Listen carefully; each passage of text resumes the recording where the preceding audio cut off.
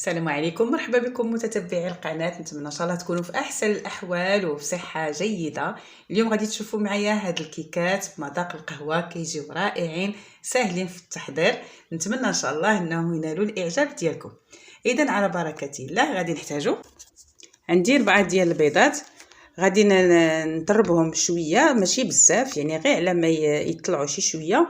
وغادي نضيف لهم واحد الكاس ما عامرش ديال السكر، لان غادي مازال نحتاجوا الشوكولاط حلو. وكيبقى دائما السكر على حسب الذوق، ممكن ديروا غير نص كاس. صافي غادي نزيد الزيت، تقريبا عندي هنا كاس قل ربع. غادي نبقاو نضيفوا الزيت غير بشويه، غير على شكل خويط باش كتدخل هكا في داك الخليط ديال البيض مزيان. وواحد الرشيشه ديال الملحه. وعندي القهوه انايا وجدت هنا كاس ديال القهوه، يعني عاديه اللي كنشربوا نطيبوها عاديه ونصفيوها. كاس عامر باش كنركزوا شويه ديال المذاق ديال القهوه. وعندي 300 غرام ديال الطحين ديال الحلويات. واحد 2 ساشيات ديال الخميره ديال الحلوه. غادي نحتاجو كذلك واحد نص كاس ديال الشوكولات اللي كنديروا ديال الحليب، يعني شوكولات حلو. الا كان الكاكاو والمر حتى هو ممكن نستعملوه. صافي غادي نضيف جميع المقادير، غادي نخلطهم شويه حتى كيندمجوا. وغادي نبدا نضيف الطحين غير على شكل دفعات، يعني نقسمو على 3 ديال الدفعات. عندي هنا 300 غرام، غنبقاو نحاولوا نديروا كل مره 100 غرام 100 غرام، يعني غير عيننا ميزاننا ماشي ضروري غادي نعبروهم.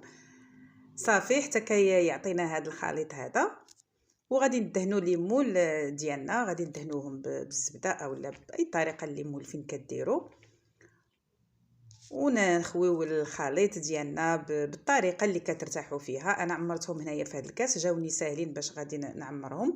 ممكن ديروا هذا الخليط في مول كبير، ممكن. هنا تقريبا هذا الخليط عطاني هنا 20 كيكه صغيره. غادي ندخلوهم للفران تقريبا غير واحد ربع ساعه حتى كيطيبوا، وغادي نخرجوهم. وغادي نمشي نحضر القهوه اللي غادي نسقي بها الكيكات. عندي هنايا كاس قهوه، يعني من القهوه العاديه اللي درت في الاول باش درت الكيك. غادي نزيد عليها تقريبا واحد 60 غرام ديال الشوكولات. من الاحسن الا كان الشوكولات من نوع جيد يكون احسن، كتعطي واحد المذاق زوين بزاف. صافي غادي ندوبوها مزيان في هذاك الشوكولات. وغادي نحاولوا هذوك الكيكات نسقيوهم كل واحد طريقه باش كيسقي الكيك. انا فضلت هذه الطريقه، جاتني عمليه وسهله. كتحيدوا الكيكه وكتكبوا شويه القهوه في هذوك الليمون، وكترجعوا عاوتاني هذيك الكيكه. هذه الطريقه يعني كتخلي هذاك الكيك يشرب مزيان هذاك الخليط ديال القهوه والشوكولات على هذا الشكل حتى اللون كيتبدل، يعني هذا دليل على انها شربت مزيان ديك القهوه. وبالنسبه للكريمه اللي زينت بها هاد الكيكات، استعملت هنا كريمه عاديه. عندي 4 يطرو ديال الحليب، ساشي وحده ديال الفلون ديال الكراميل، معلقه كبيره ديال الكريم باتيسير، عندي معلقه كبيره ديال السكر اولا 2 معالق كبار ديال السكر اللي كيبغي الحلاوه بزاف. غادي نديروهم على نار مهيله، وحنا كنحركوا دائما حتى كيعقد لينا الخليط. ما يعقدش بزاف، كيكون عاد شويه شاد فراسو، لان مازال غادي نديروه في الكيكات.